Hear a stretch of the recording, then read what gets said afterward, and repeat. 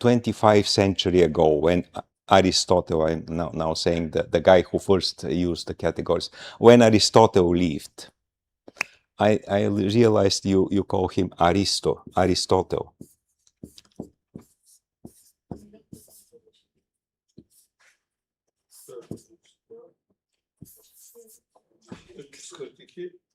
Hmm?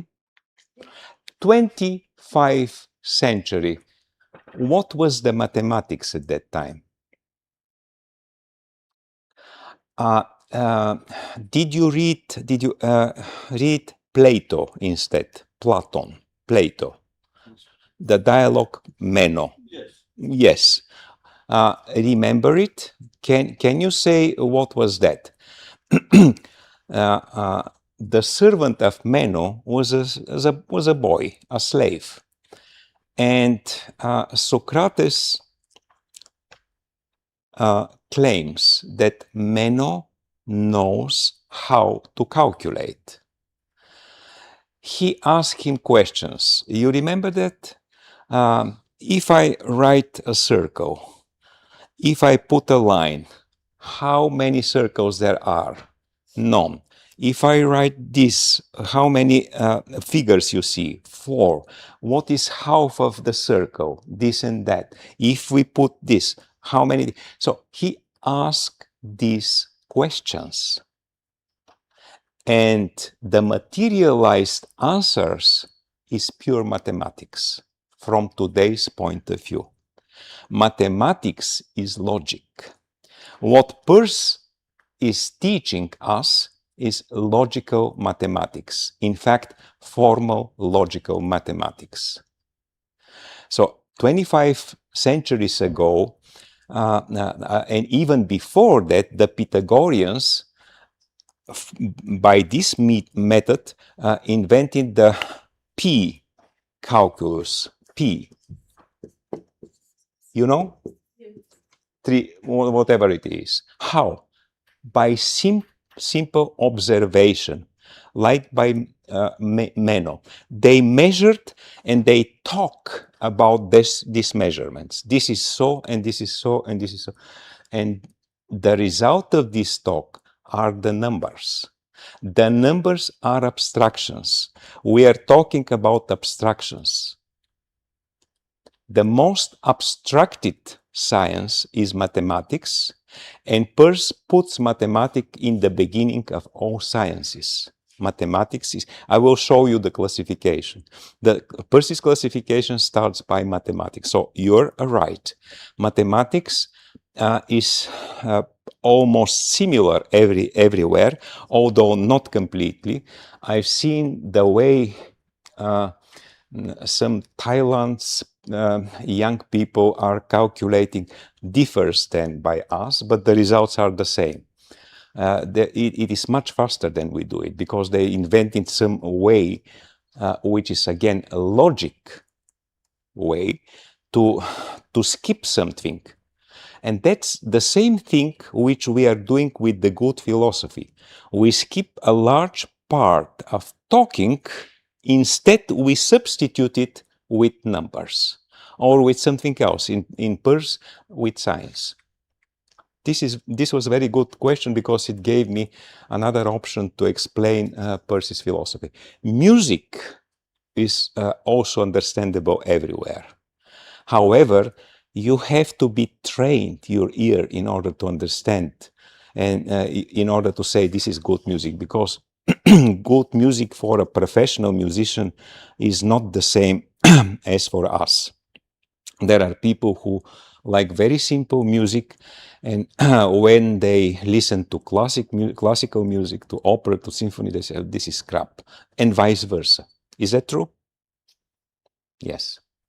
Other questions? I forgot what I was going to say. So the questions are always like that. It came back. Okay, it came back. Do you realize that I'm not showing anything, and we still talk about categories? So you're not at the same level as you were before yesterday. Now, I'm still talking too much, but you ask at least the much more right questions. And it will change more. Any idea, now it is not necessary because this we haven't yet talked about. What is I'm not going to, what is the name of the study of the categories, generally? What is the name of the study of categories? Aristotle's? No, the name of the study, there is a study of category, which is named how?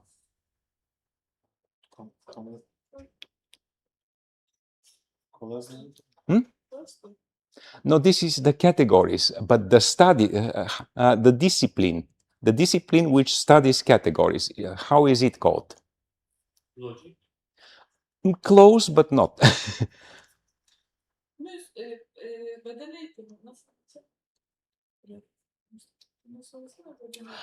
I understood that you're not professional philosophers, so it's excusable. No, it's excusable, but we will learn. We'll learn basic philosophy. It was called, maybe you know it. Phenomenology.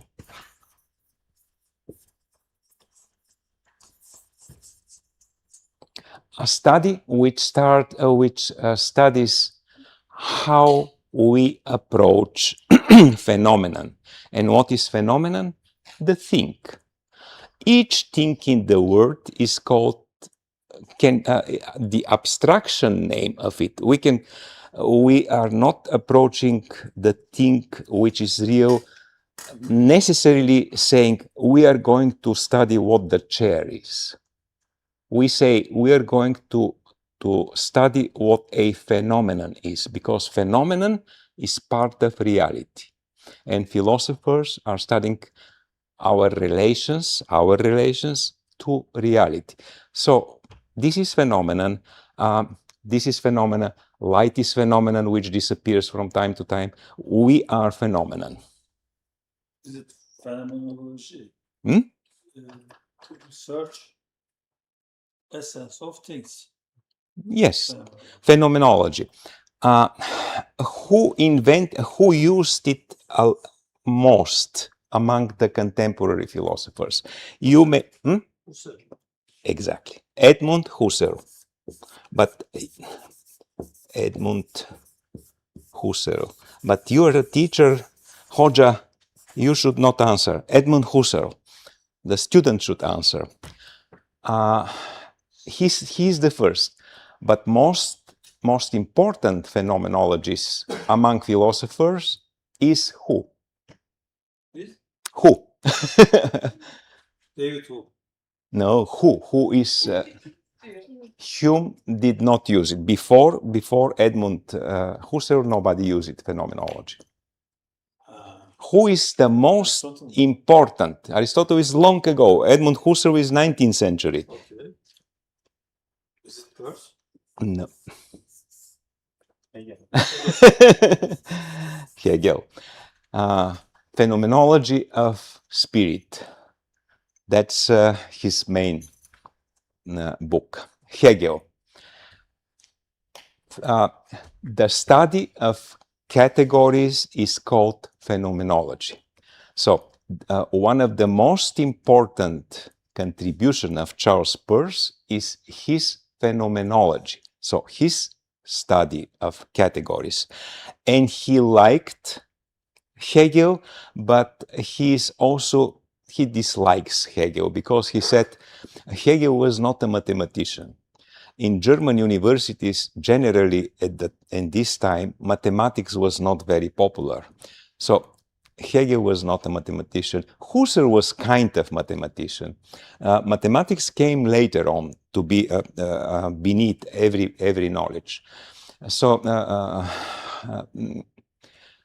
Peirce, in a way, dislikes and likes in both Hegel. He said, I am using the name phenomenology as worshipping as a bow. He says, as a bow. I'm bowing in front of Hegel.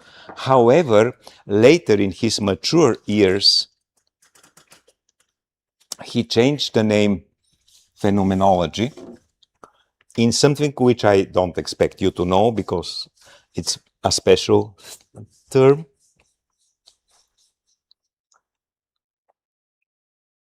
Why do we need phenomenology?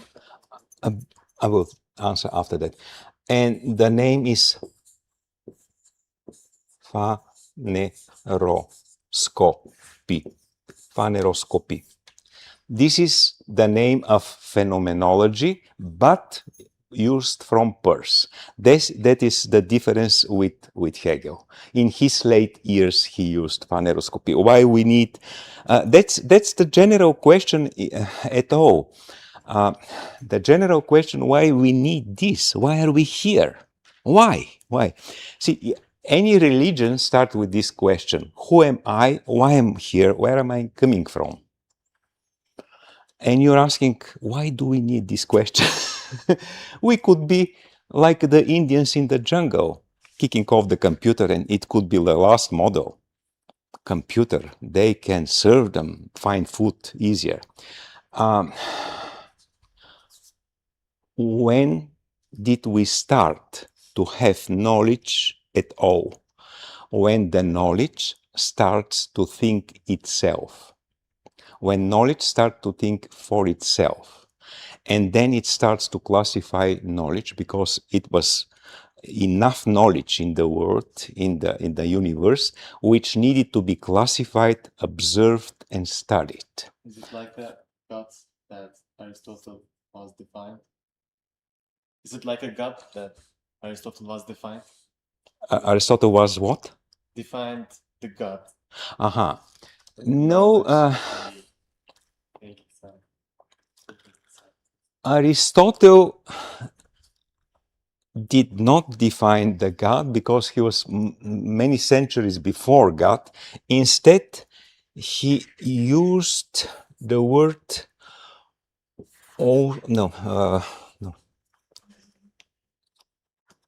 sorry.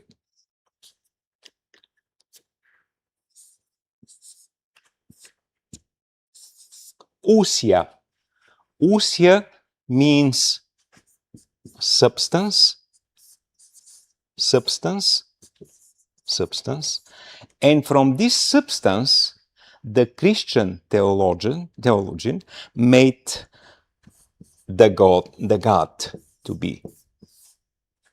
From this meaning of ousia. Ousia, during the Aristotle time, there were polytheism, many gods, many myths, mythology. And in myths, there are a lots of gods, whatever. But he invented this ousia, which in Latin become substance, and substance is the first thing from which everything else stems. Okay. This is later. Arche is just a term used in many other people, but ousia is substance, and again, Godfather in Christianity is ousia. It is undefinable. You cannot define God. If you define it, it will disappear because it's everywhere. Everything is God, and that's ousia. Later on, it was substance. Every philosopher starts with definition of substance, and substance has accidents, which is particularity. Particular things like ousia cannot have hands, faces, whatever. Ousia is everything. If something has hands, eyes, nose, these are particulars, and particulars are numberless. And the role of categories, and now I'm answering your question, is to unite the manifoldness. this is, we cannot talk about every single thing in the world. That's why we need categories. About From, I'm sorry about my, from many to one. That is the function of categories.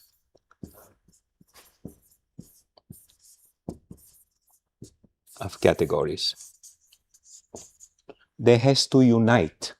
They have to got together. Being, for example, my example about category, about the movement of in Peirce from being to substance was mediated by 3 stages. Being is something which lives, which acts. Everything which moves is being. Substance does not move. Oh, exactly like in Aristotle. The unmoved mover. Aristotle called it the unmoved mover.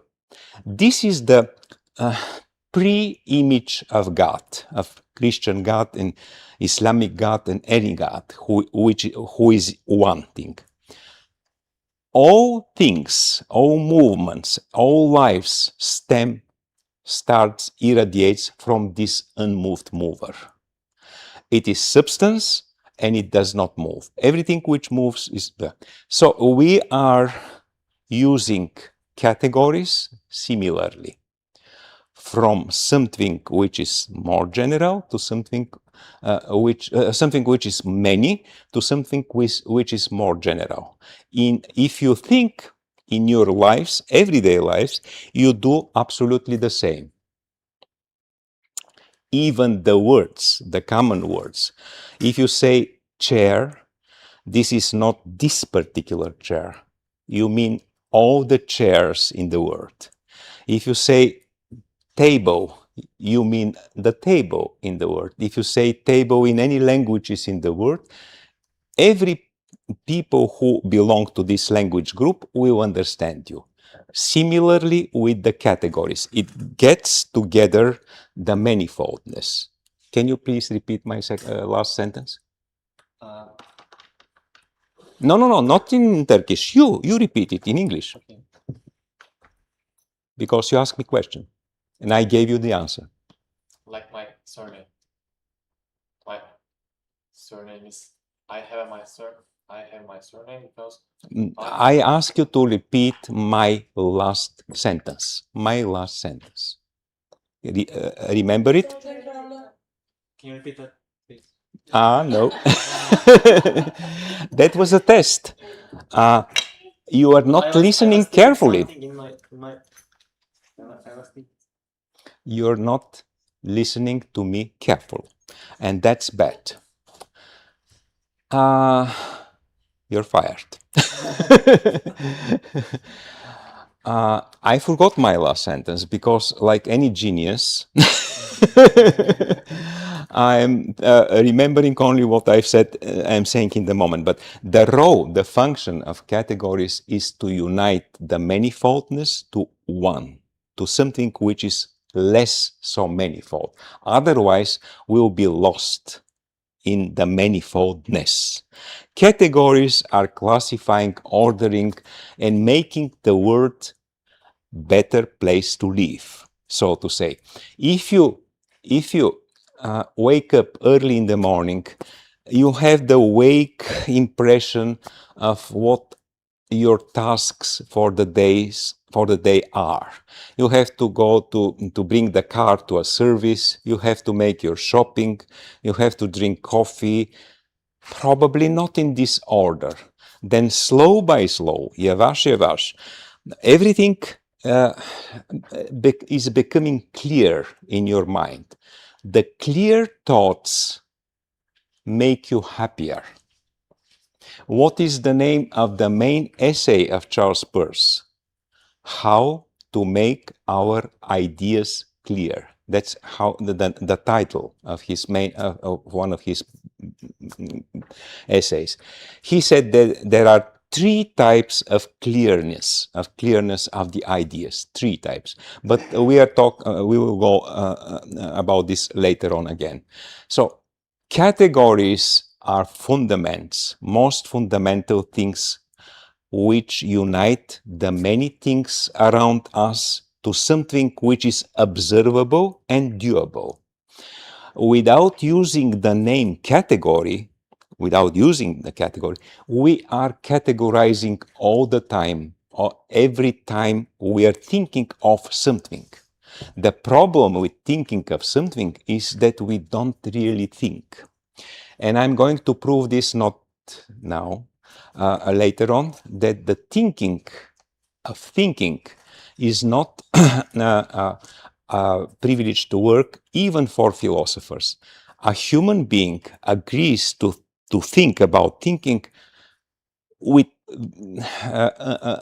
not with pleasure, with great anxious. It doesn't like this, because thinking is really something which we think that we are doing naturally. This is not true. Our life very often is guided not by thinking, meaning by reasoning, by thinking, but by beliefs that we are thinking.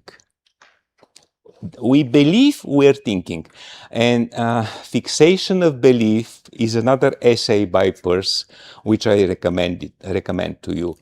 We are guided by a lot of beliefs that we know or we think we know. But reasoning is not an easy task. I'm reasoning in front of you, and you see that I'm strengthening. I made efforts. Why? Because I would like to convey to you, to many people of you, something which I collected from Peirce, knowledge from Peirce. And this is not easy, believe me, not easy task. You say, I mean, Tuna said to me, I feel stressed yesterday. I feel very, like, I have run many kilometers. Can you understand me, what is to me? Although I have the routine, it is not an easy task. So these are some of the functions of categories. Any questions now? Because I think that now you have any. Some. Yes, please. But it is not about categories. Okay. You say believing, Mhm. guiding us. Believing about thinking. So are we manipulating ourselves? So what? So. Do we manipulate ourselves? Oh, yes, yes, humans? yes, Yeah. yes. All the time, all the time. Instead of thinking, which is inferential, which is a kind of chain of causes and results, we believe that we do this. Most of people are guided by their emotions. I like this, I don't like this. And they convince themselves that they have a good reason to think that this product, for example, is good and that this is not. This is not reasoning. This is believing they know. I believe that I know. In fact, very few people do really think all the time during that is not demand for the whole day, for example, but we must from time to time believe. The problem is that it is tough job. It is difficult to believe, to think. If we learn what is to think, sooner or later we will create so-called thought habits in our minds, habits for thinking. They are patterns, and we start to follow these patterns routinely. Like I know, for example, teaching for so long time Peirce, I know what I know. And now I know that I can stay in front of you and say something about Charles Peirce. However, there is always a risk Always a risk. Never mind if I'm 20 years old or 80 years old, I can get blank in my memory and can maybe not talk. And then my whole experience helps. I have an experience, I can say a joke, I can make an anecdote out of this. I have thousands of tricks to make you not to notice this. This is thinking when we are doing something with our heads.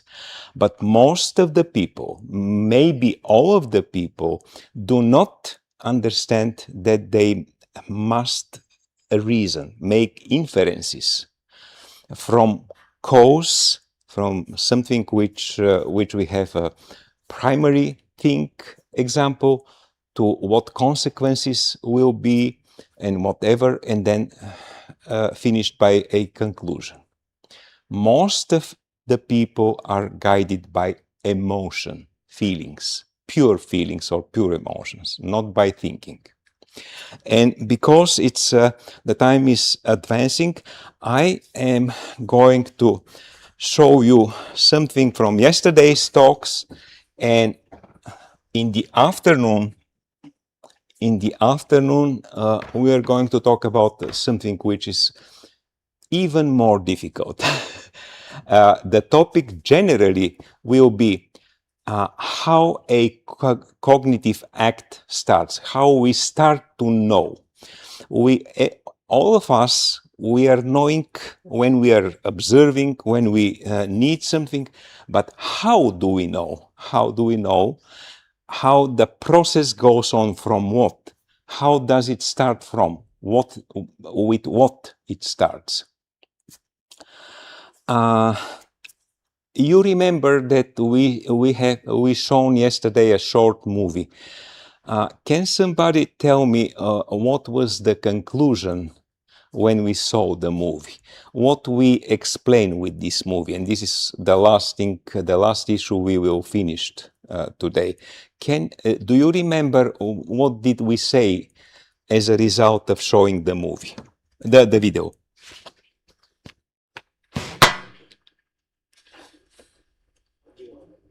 Which context? No context. General context. What did we say yesterday about this movie? Why did I show you this movie? Just take yesterday's. Yes, this video. You just start by telling what was in this. What was in this video? What? Yeah, please, Aiden. Silence in concert. Huh? Silence in concert. Right. We talked about firstness, secondness, and thirdness on it. Yes. Or by it. Okay. That's true. And what did we manage to say with the example from the video? What did we say with this? What did we prove? What was the purpose of this video? Somebody remember? Hoja, you're not here as a scholar. There are students. Okay. We don't have to sing something.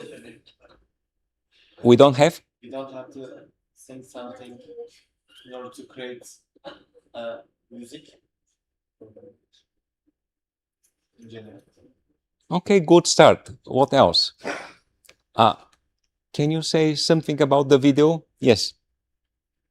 Actually, I'm not sure about the condition of yesterday, but now I can say Okay. maybe it's about believing is guiding us. So there was nothing, but we were believing the music. Maybe it's about this. This is quite possible, but the purpose, the real purpose of showing the movie, the video, was about that you can almost visualize firstness, secondness, and thirdness. Almost visualize, because these are, like we talked about the categories, the most simple things which are able to unite the manifoldness. And these most simple but applicable to everything things are. So we said Aristotle categories. How tall is this guy? How many hands he has? Questions like that. And now Peirce said, this is too many words. We have to have less. And he said, instead of talking about things which we call categories, let's talk about things which are even more essential, and these are relations. There are 3 relations in the world, and we are going to talk about these relations in the world. But we have firstness, secondness, and thirdness completely naked, so to say, completely out of any other things. There is a guy who comes in the concert hall. Okay, context. Doesn't matter, nothingness. The guy is raising his hands with the baton in one of his hands. He is going to conduct the orchestra. Firstness. And immediately, because there is nothing, no sound, no one played, as this guy yesterday says, he missed me a lot, in our head starts to sound musics, different music, secondness. But secondness which is not defined. It is just secondness, but not second. We cannot say this is Bach, this is Beethoven, this is Mozart. It is just any kind of music, and that's why it is secondness. So abstract that it embraces any reality. That is secondness.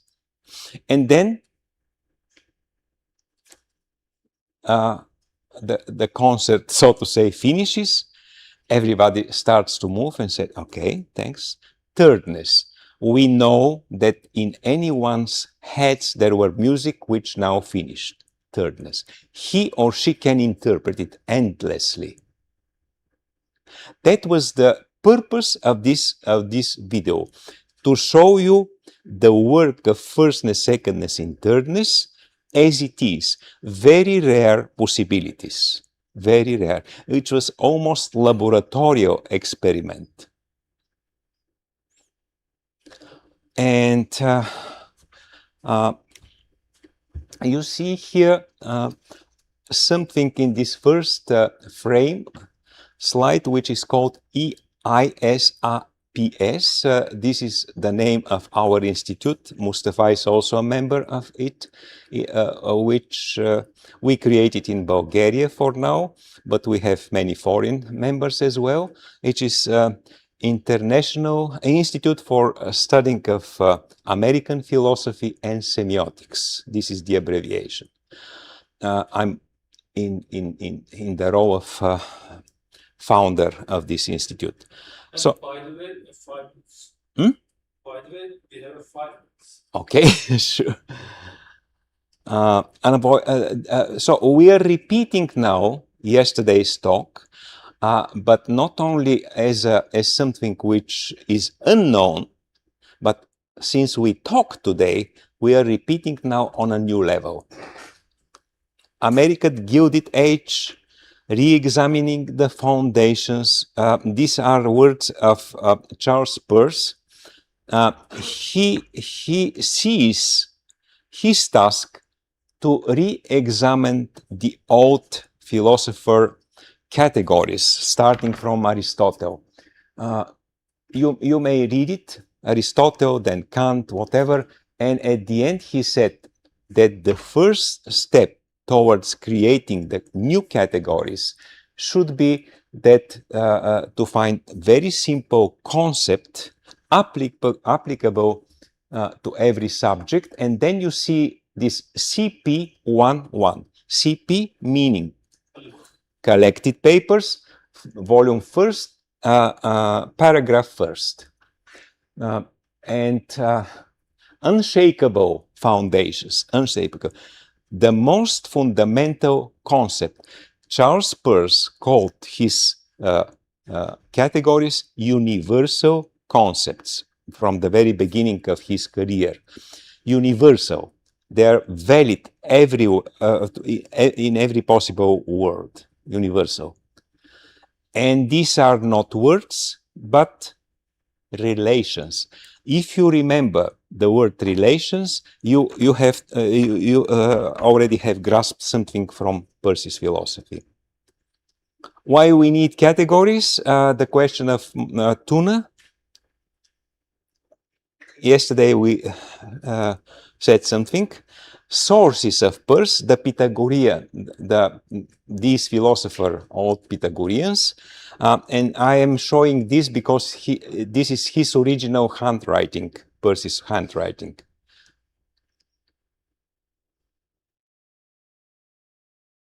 This is Kant's categories. This is because I had the chance, and it was really something as a big chance to study Peirce in Harvard's library where they were kept, and I made a picture of Kant's table of categories as they were studied by Peirce himself. Aristotle's 10 categories, we talked already. The thing as substance or matter, we talked today about this. Aristotle categories, basic relations about all things in the universe, basic. But in Aristotle there are 10, and they are words. Knowledge in transition, whatever. This is when if I want have a time to talk about categories many hours, I should do this. For some reasons, it doesn't give me the possibility to come back. Stoic categories and consequences, the function of Peirce's category. Today, we talked about this, how they emerge, the three basic relations in the word. Instead of words, Peirce concentrated on three basic relations. Being, everything is being. And it may be helpful, one sentence by Aristotle. Nothing occurs if nothing moves. Or from the other side, something occurred only if something moved. Movement, it is very important for Aristotle, and you will see also for Peirce. Yesterday I mentioned it, now I'm mentioning it, we will talk more, but I mentioned that the Peirce's categories based on relation and science are trying to grasp reality as it moves and changes. It does not say like the old philosophers before him, chair, table, object, subject, whatever. No, this is static philosophy. Peirce's philosophy is dynamic.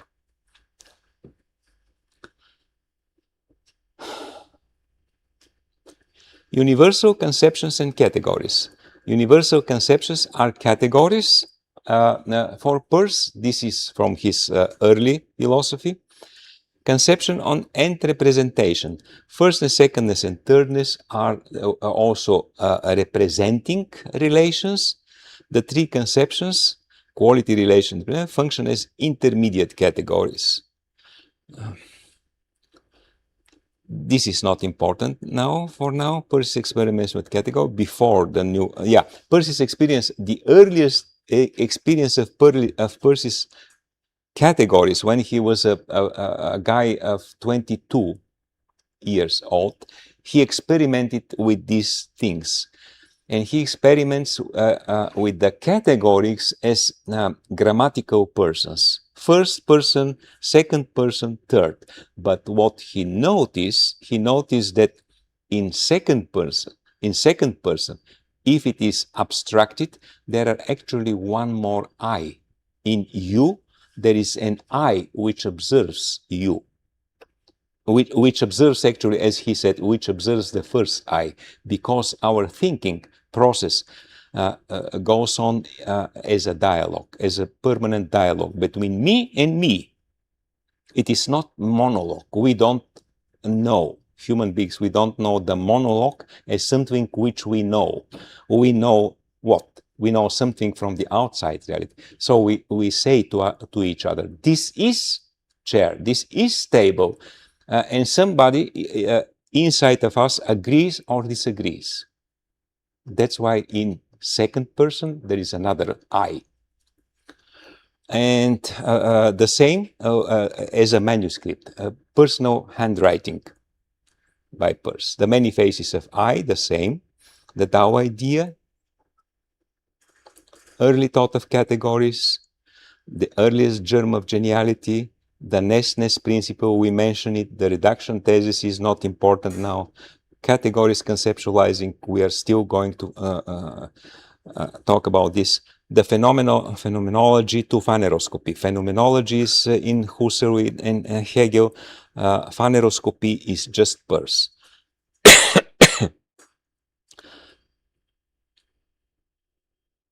The doctrine of categories, whose business is to unravel the time, whatever. Husserl, this is actually the original thought was proposed by Husserl. What this is to using the categories, and probably this will help you. You imagine an onion, and you unskin the onion more and more until you reach something which is eatable. So the categories function is the same. You go to the nucleus of the things. And Peirce have the same saying here.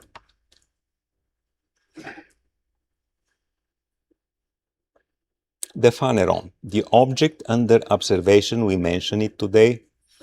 The dismissal of substances and being is not for here, but substance and being from his early thought was dismissed, and later on, all these relations he started to call them firstness, secondness, and thirdness. The three categories after 1903, and whatever it is, categories development, categories at work. We mentioned this, like the firstness has been defined as if you go on the other side of this building where there is no statues at all, but before that you have seen that there must be statues. So your awareness that this place is empty, but it must have statues, this is firstness. We are aware of something missing, and it goes to the secondness.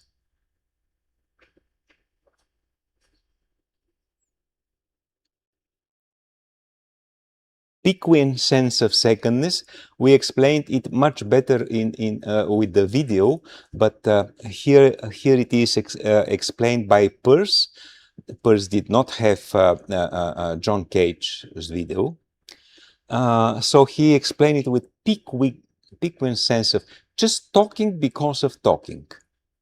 Who also has this kind, explained this kind of talking for itself? Your literary studies, you have to know it. It's a function of language, one of the 5 language functions. Who did this? Roman Jakobson. And this is the fatigue function. Fatigue function. I can understand fatigue function. What is Pickwin sense of talking, like we are drinking tea and we don't mention any serious topic, we just talk. I understand language functions, aesthetic functions, but fatigue functions I don't understand. Why only 3? We didn't talk this, we will. Reformulation of the pragmatic maxim is still early. 4 is the conceptualizing. 5 is the formalizing. 6 is the conceptualizing. 7 is the And so the new effects, that's theorem. Here is the video. For some reason, it does not allow me to go back, but that doesn't matter. It's continued after. Yes, here is Peirce's division of sciences. Peirce's division of sciences. You can see that at the beginning of all sciences is mathematics. The favorite of Tuna, who is not watching now. Mathematics. Classification. This is very important classification. It is the classification. I will talk about this classification even later. It is Peirce classified the sciences this time not into three but into two: ideoscopic and xenoscopic. It is easy to differentiate. Ideoscopic sciences are those which require special instrument, like astronomy, microscope in biology, whatever. This is ideoscopic. And xenoscopic, you can sit in your fauteuil and think. These are xenoscopic. Which is division literary science? Huh? Which is literary science? Literary science, you don't use something which is not used by anyone. You use a pen. So it is not required a special instrument, meaning it is xenoscopic. Xenoscopic. Here is something else. The same diagram produced by a computer. The early Peirce's categories. It's kind of so. Being, quality, relation, representation, substance. We always do this. When we reason, when we think, whatever we do is this process. This is the process. From being, why is it moving? Yesterday was the same. From being, we compare it to something which is quality, reference to a ground. The foreground we are going to talk probably in the afternoon session, and then other relation, and then representation, and we reach the source of it, the substance. Pseudo Dionysius, yesterday we said medieval scriptorium, whatever, it was very well explained. So I think this time we made a very good seminar, real seminar. We went through all the subjects. Well, thank you very much for today. I don't need applauses. Thank you very much to sir. Bu seminerimiz de burada bitti. Öğleden sonraki seminerimiz saat 2'de başlayacak. 2'de 3'e kadar sürecek. Katılım için herkese teşekkür ediyoruz.